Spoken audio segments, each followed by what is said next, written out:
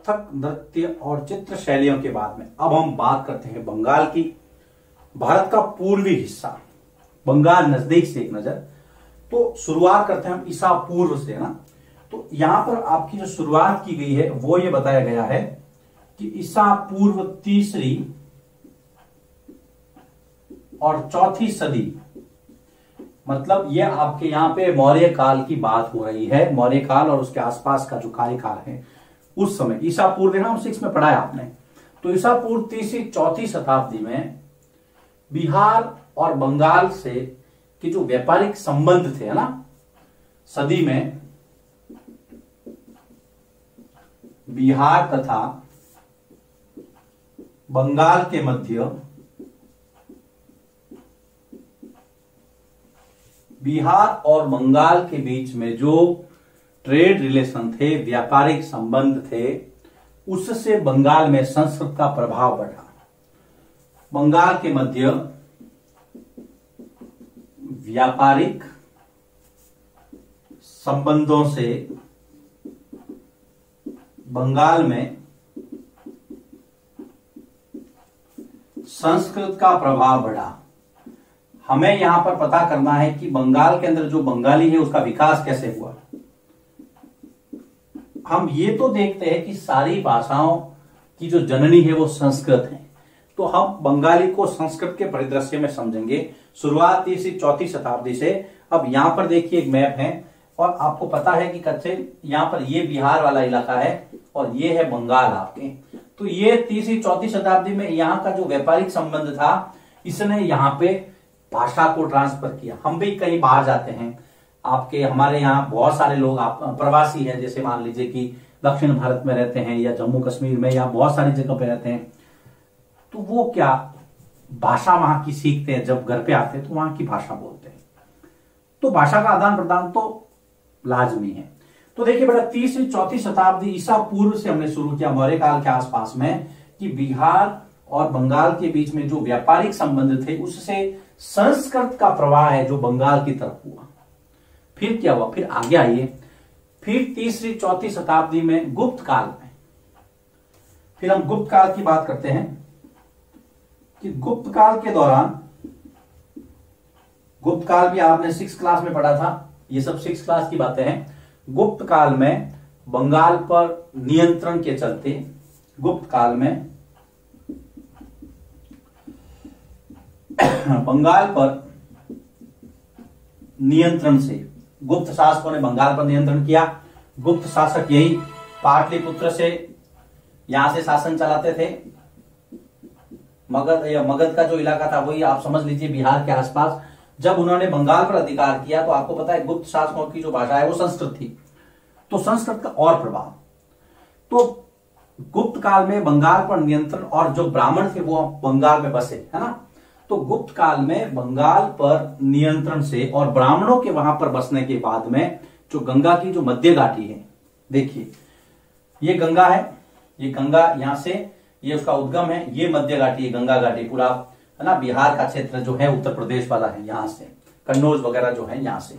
तो गुप्त काल में बंगाल पर नियंत्रण से ब्राह्मणों, बंगाल पर नियंत्रण से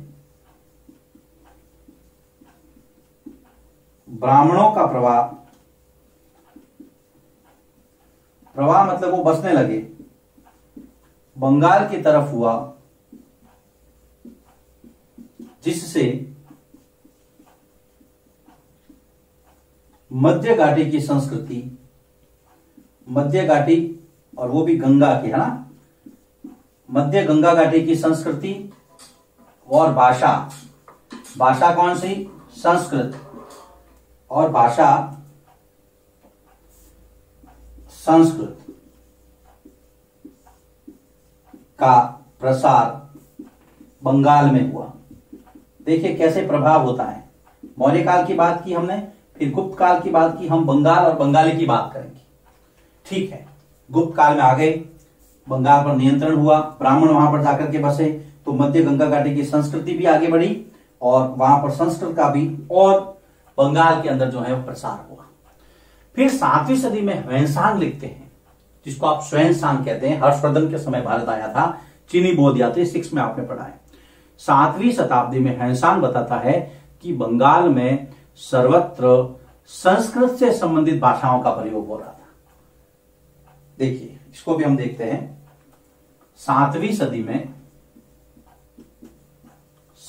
सदी में जो हैंसांग है, जिसको आप स्वान भी लिखते हैं, हर्षवर्धन के समय भारत आया था, चीनी बौद्ध यात्री, चीन से आया था इसलिए चीनी कहते हैं, शुगर वाली चीनी नहीं, ध्यान रखना। 7वीं सदी में स्वान बताता है कि सर्वत्र बंगाल में, मतलब पूरे बंगाल के अंदर संस्कृत से संबंधित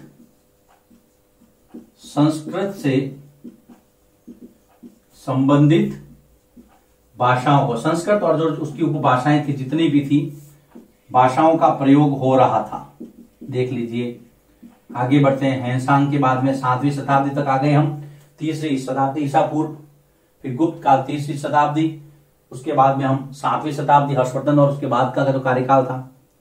अब 8वीं शताब्दी में गोपाल यहां पर पाल वंश की स्थापना करता है बंगाल में। तो 8वीं शताब्दी में पाल साम्राज्य का आगमन होता है। तो 8वीं सदी में पाल साम्राज्य की स्थापना होती है। पाल साम्राज्य का उद्भव होता है बंगाल के अंदर, और ये भी जो है वो संस्कृत को मोटिवेट करते थे, संस्कृत को प्रयोग करते थे। उसके बाद में 14वीं से 16वीं सदी में, 14वीं से 16वीं सदी तक यहां पर सुल्तानों का प्रभाव रहा। 14वीं से 16वीं सदी तक यहां सुल्तानों का प्रभाव रहा, लेकिन उनकी विशेषता थी ये दिल्ली से स्वतंत्र थे। दिल्ली नाम मात्र के लिए वो अधीन थे, ये दिल्ली से स्वतंत्र थे। हम अगले चैप्टर में पढ़ेंगे कि बंगाल पर किस तरह से मुर्शिद कुली खान जो थे उन्होंने स्वतंत्र राज्य की स्थापना की थी। तो यहां पर भी दूसरी भाषाएं जो हैं अब संस्कृत के साथ में बंगाली के अंदर मिलने लगी। बंगाली का कैसे विकास, हम यहां पर देखा कि संस्कृत से ही बंगाली निकले, लेकिन धीरे धीरे आप देखिए समय के साथ में बहुत सारी भाषाओं के जो शब्द है वो उसके अंदर मिलते चले गए। 1586 में जब अकबर ने बंगाल को जीता, 1586 में अकबर ने, मुगल सम्राट, बंगाल को जीतकर क्या किया, एक सूबा बनाया, जिला बनाया। मुगल काल में जिले को सूबा कहते थे।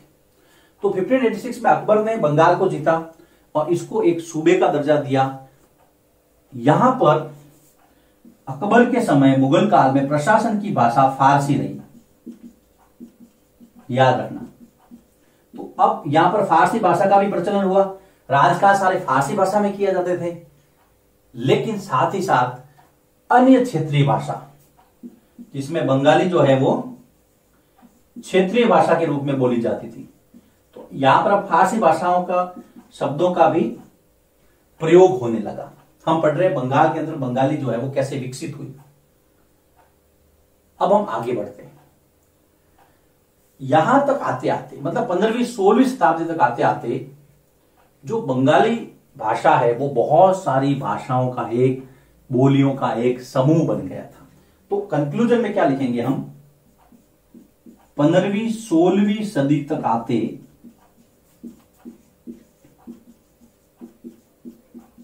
15वीं 16वीं सदी तक आते आते ये जो बंगाल है वो उपभाषाओं और बोलियों का एक पूरा समूह बन गया था, और जो बंगाली भाषा है वो उसका पूरा एक ग्रुप बन गई थी, एक समूह बन गया था। यहां का साहित्य इन भाषाओं से समृद्ध हो गया था। तो 15वीं 16वीं सदी तक आते आते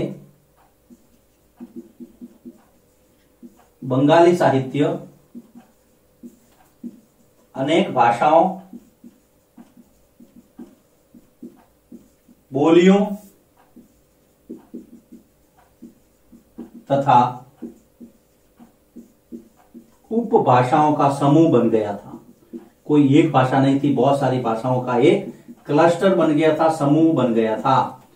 समूह बन गया था। बहुत सारी भाषाओं के जो शब्द हैं वो इसके अंदर शामिल हो गए थे। किसमें? बंगाली में। फिर इसके अंदर क्या हुआ कि जो गैर संस्कृत शब्द थे, संस्कृत तो थी शुरू में, लेकिन जो गैर संस्कृत भाषा के शब्द हैं वो जनजातीय भाषा के शब्द, फारसी, यूरोपीय शब्द, ये सब इसके अंदर शामिल हो गए। देखिए क्या क्या था इसके अंदर। एक तो गैर संस्कृत शब्द, जो संस्कृत नहीं थे, जो संस्कृत के नहीं थे वो, है ना। उसके साथ में फारसी, यूरोपीय, जनजातीय भाषा, फारसी, यूरोप की भाषा, जनजातीय जो ट्राइबल्स थे, जो भाषाएं बोलते थे, जनजातीय, ये सारी भाषाएं जो हैं वो इनके बंगाली के अंदर शामिल हो गई।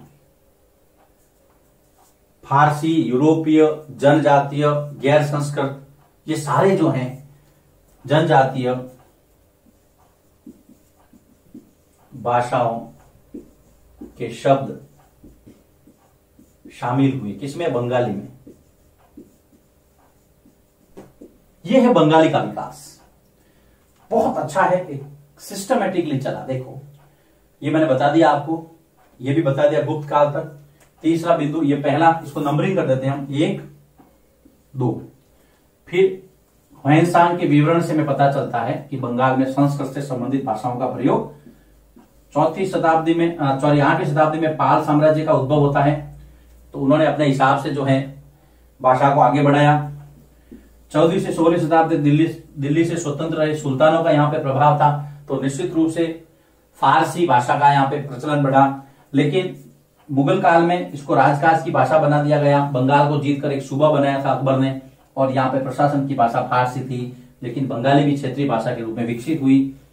15वीं 16वीं सदी तक यहाँ आते आते बहुत सारा बंगाली साहित्य जो है वो अनेक बोलियों, उपभाषाओं का समूह बन गया था, जिसमें ये हो गया आपके 7वां, जिसमें 8वें में देखिए संस्कृत के अलावा दूसरी भाषाओं के शब्द, फारसी, यूरोपीय, जनजातीय भाषाएं, ये सब इसके अंदर शामिल हो गए थे।